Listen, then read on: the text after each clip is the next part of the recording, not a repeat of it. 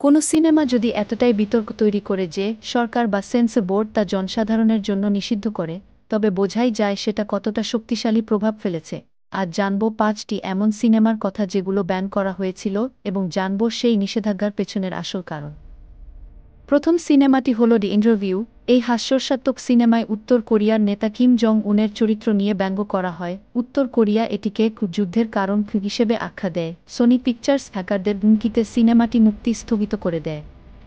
এই সিনেমাটি উত্তর কোরিয়ায় ও কিছুদিনের জন্য মার্কিন যুক্তরাষ্ট্রেও নিষিদ্ধ ছিল। দ্বিতীয় সিনেমাটি হল আ ক্লকওয়ার্ক অরেঞ্জ।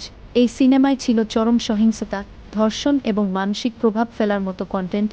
দর্শকদের মধ্যে কয়েকটি সহিংসতা অনুপ্রাণিত করার অভিযোগ ওঠে। পরিচালক স্ট্যানলি কুবরিক নিজেই সিনেমাটি ব্রিটেনে নিষিদ্ধ করতে বলেন। এই সিনেমাটি যুক্তরাজ্যে ২০০০ সাল পর্যন্ত নিষিদ্ধ ছিল। তৃতীয় সিনেমাটি হল ইন্ডিয়াস ডটার।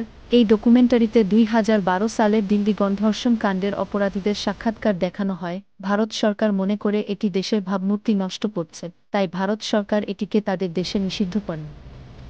চতুর্থ সিনেমাটি হল ক্যানিবাল হলোকস্ট।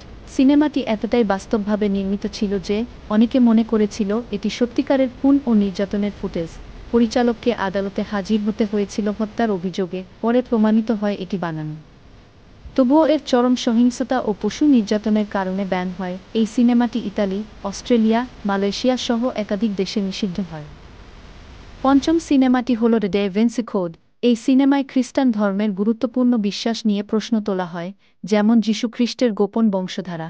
খ্রিস্টান সংগঠনগুলো এটিকে ধর্ম অবমাননা হিসেবে দেখে। এই সিনেমাটি ভ্যাটিকান সিটি, ফিলিপাইন, ভারতের নাগাল্যান্ড, গোয়া এই রকম কিছু এলাকায় নিষিদ্ধ হয়।